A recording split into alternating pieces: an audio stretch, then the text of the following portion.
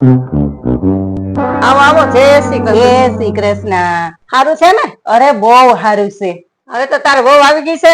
હા, કાંઈ ઉપાધિ નથી. વહુ તો બહુ હારા છે.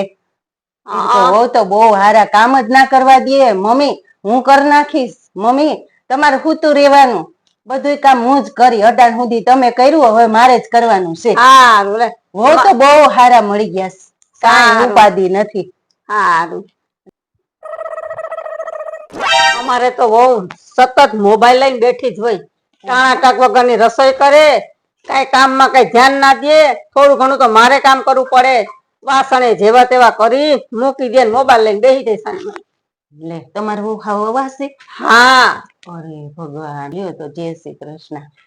જય શ્રી કૃષ્ણ.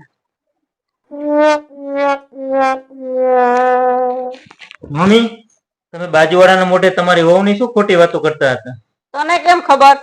તમે જયારે વાતો કરતા હતા ને ત્યારે હું સાંભળી ગયો. સોનલ કહેતી હતી એની વહુ તો આખો દિવસ મોબાઈલ લઈને બેઠી હોય તો એના સાસુ કેવા વખાણ કરતા હતા, અને તમે તમારી વહુ આખો દિવસ કામ કરીને પછી મોબાઈલ લે તો તમે એને કેવી નબળી વાતો કરો છો? સારું લે દીકરા, હવે પછીથી વહુની નબળી વાત નહીં કર. તમે બધાની મોઢે તમારી વહુની નબળી વાત કરો તો સાસુ ને વહુ વચ્ચે પ્રેમ ક્યાંથી રહે? તારી વાત સાચી છે દીકરા.